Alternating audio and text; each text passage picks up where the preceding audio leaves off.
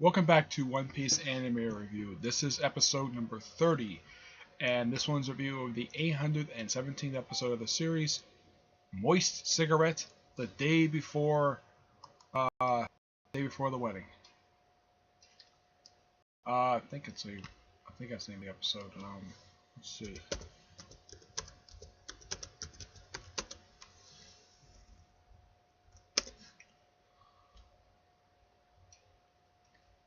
Trying to look it up here. Let's see. Just want to make sure I have the right name. Okay, Moist Cigarette, the night before Sanji's wedding. Yep. Pretty much this episode is an adaptation of chapters, basically for chapter 850, pages 4, 6, 12 through 17, and for chapter 851, which is the first chapter that was printed this year, pages 3 through 7. And that's it. Yep, so at least 850 is basically finished adapting, and they adapted only 5 pages of chapter 851. So this is probably what's going to happen next episode. They're probably going to be for 818. It's going to be pages 2 and 8 through 17. That's probably what the next week's episode is going to be. Now this one is all about the night before the wedding. Now, in this episode, Carrot and Chopper are not seen this episode at all. This is actually the first time in a few episodes I've actually missed an episode. Nami and Luffy are pretty much the same place they were for the past few episodes, still inside that prison book, and Luffy's still trying to rip off his arm, so not really much change there. It's like this episode was just more advancing his stuff with Sanji. Yeah, Sanji finished making this thing he wanted to make for Pudding. So it's like some food and bringing her some wine and flowers. And also this is the episode where it's the first time in live action in animation I've seen this, where now it was revealed in this particular chapter that Pudding is a three-eyed human. Yeah, and it's actually the first one ever seen in the series, which is probably Oda probably got the idea from DBZ because of Tien Shinhan. Yeah, the whole thing about three-eyed humans. So my guess their father must have been three-eyed human. Though, out of all of Big Mom's kids, the only one they've ever revealed who the father is basically Lola, Clifton, and Oven. Yep, that's the only one I can think of they've actually revealed who the father of a few of the kids, but not all of them. Yep.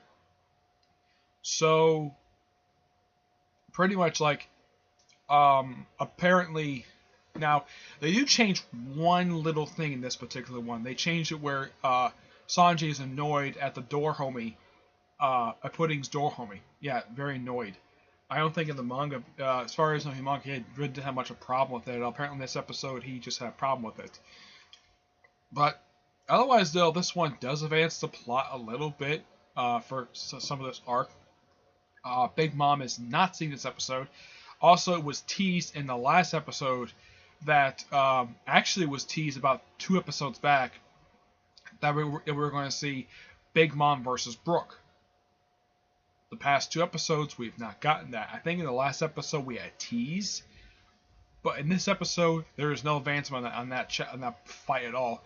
Yeah, next episode is definitely going to be the big fight people have been waiting for the past several episodes. But it's the first one Brooke has missed in since Mia's return, roughly like about 3 episodes back. Actually, first time since 4 episodes back he's been back, and this is actually the first one he's missed in a while. Yeah, I was so happy to see him again, and now he missed an episode. Go figure. But basically, Pudding is having a conversation with scientist Ranju, and she's still wounded. I'm like, can you please just treat her wound? She's bleeding all over your carpet, Pudding, and yet you're not treating her wound. Yeah, this is something I think is a little bizarre, and it's implied It's implied in this episode that Pudding was the one who shot Ranjin. Yeah, and apparently also was revealed in this one what Pudding told Luffy. Basically that she is planning to kill Sanji and his family. Well, basically her Big Mom is planning that, and she's part of it. No, that doesn't happen. Yep. So, yeah, and of course Luffy is still trying to tear off his arms, and he's getting really close. And in case you're wondering, is his arm still intact? As of the most recent chapter that came out, yes, his arms are fine. And it seems like also his hands are getting really close to being removed from that wall. Excuse me, yeah. But it seems like out of the 4 stories here for this arc, by the time this episode, it seems like the stuff with Chopper and Carrot, that is pretty much been put on hold for an episode. Brook, once again, that one's been put on hold. You got a little bit of advancement for Luffy and Nami, not very much. It's more, this one was much more advancement with Sanji. The last episode was basically Pedro's death. And of course, he also killed Baron Tamango. He killed him by slicing him in half. Basically, apparently that was an actual egg that he was using for his outfit. So yeah, and that could kind of explain he's not in the most recent chapter because the guy's dead. There's that. But yeah, it's a pretty good episode. I would say it's kind of okay, but it's a pretty decent episode nonetheless. Still got beautiful animation like usual. The eye catcher just Luffy and Sanji. Yep. Yeah, Sanji's been pretty much like very heavily in these eye catchers a lot in this whole arc. Yeah, because this is the arc that pretty much revealed his backstory. Yeah, because up until this arc, people knew very little about him at all. I mean, as of right now, the only characters I could think of out of the entire current Straw Hat crew, we don't get much of their backstory, at least very little bit. It's probably Zoro and Luffy. Yeah, Luffy, we know pretty much we know somewhat about his backstory, but as of currently, we do not know who his mother is at all. That's probably one of the biggest mysteries of the entire series. But his backstory has pretty much been fleshed out, except for who his mother is. Yeah. In the case of Zoro is one of those big mystery characters that I don't think that the anime nor the manga pretty much developed him that much. I mean, there's some advancement of his character here and there. I would say his biggest advancement came in one of the movies, though Zoro was not in this arc. Basically, Zoro, Frankie, Robin, Usopp. Yeah, these 4 characters who actually were in the previous arc of the series, they are completely absent from this arc. It's kind of like we're in Dressrosa, where basically Chopper, Nami, and Sanji were absent for most of Dressrosa up until except with only 2 or 3 of them meeting up with each other in Zoo Island. Though the honest question is of exactly when this arc is going to end. There's a theory it might be ending with Chapter 900. That comes in a couple months. Yeah, but there's that. But on to today, this most recent chapter, Chapter 888, Lion. That's seriously the name of this one. So Luffy goes back to Mirror World because apparently his hockey's recovered. So he goes back to fight Katakuri. And this lasts for like 2 pages, and that's it. Sanji is actually not in this chapter, surprisingly. Yeah, he's absent. So, now, there's just something I actually did hear about this one. Apparently, under the full moon, minks can transform. And I've heard one person describe this as her going to Super Saiyan 3.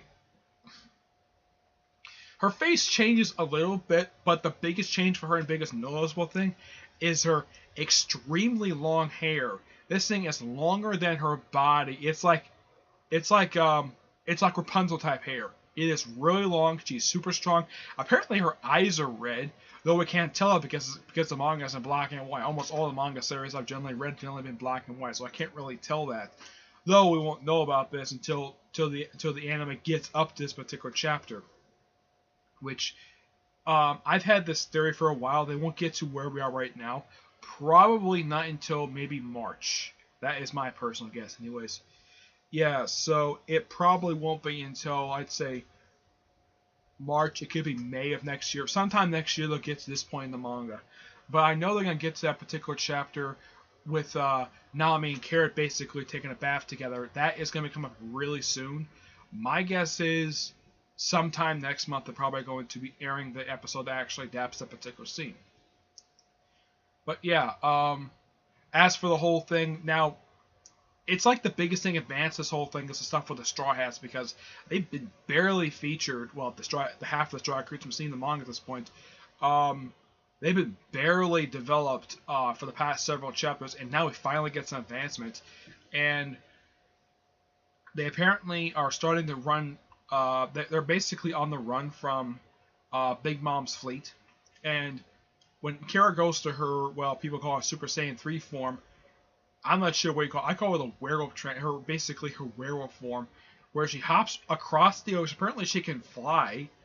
And she basically tears apart the closest ship she can find. She rips off the ship's helm. I'm like, sweet Jesus, this woman's got super strength. So yeah, it's a pretty interesting chapter. I gotta hand it that much. Hopefully the next chapter is like, oh, let's just move on to something else while this awesome cliffhanger is there. Yeah.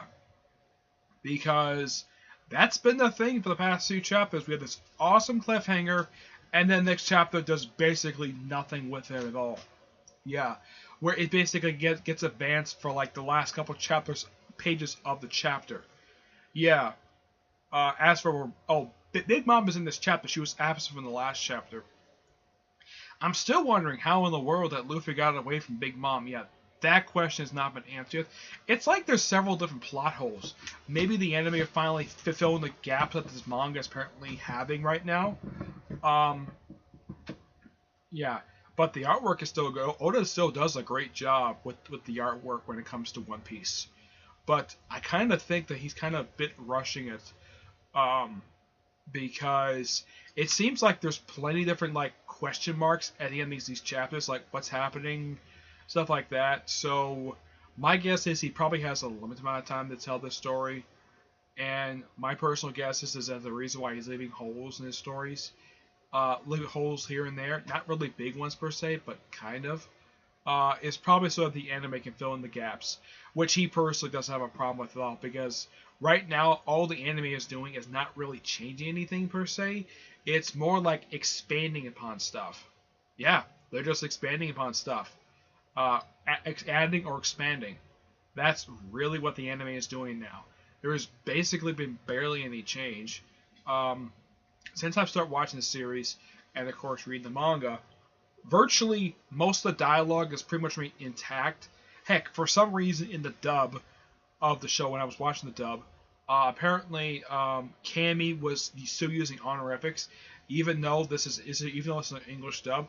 I don't really know why they allow that through.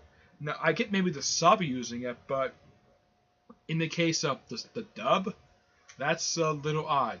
Oh, and by the way, they have released more dub episodes. I think it was about a month or two ago, where they got to episode. I think it was like 500, and I believe it was 54 was the most recent episode they got to. So I'm already way past that. Basically, I think at that point they probably already almost finished up season 15, but I'm already at season 19 of the show. So who knows when they'll actually get as far as I am right now. Of course, it's Filmation. Though for some reason for Filmation, they actually, for this episode, they throw the logo at the start of the episode before they got the Toei. Because normally when I watch these sub-episodes, they don't usually have the Filmation, let's say the little clip thing that they play every single at the end, beginning of every single dub episode. But in the case of this one, I guess they felt like it because, well, Filmation does the dub. That's my personal theory anyways. But, yeah, next week, it's, next week's episode is on The Undaunted Soul, Brook versus Big Mom. Yeah, a fight we've been waiting for the past 4 episodes. Now we finally get advancement on this particular fight. Finally, this plot moves, this particular thing moves. This is something that I wanted to see move forward. Not much. I don't have a problem with Sanji stuff moving forward, but I kind of wish this was moving forward. Okay. Excuse me. So otherwise, though, excuse me. That's really it for this episode. Stay tuned for next week for episode 31, which is The Undaunted Soul, Brooke versus Big Mom. Okay? But until I see you all in my next episode, or with my next video, which I'm hoping my next video will probably be the next part of the JoJo Bizarre Adventures anime review, because I've got like 11 episodes left to go. Okay? But until I see you in my next episode, bye.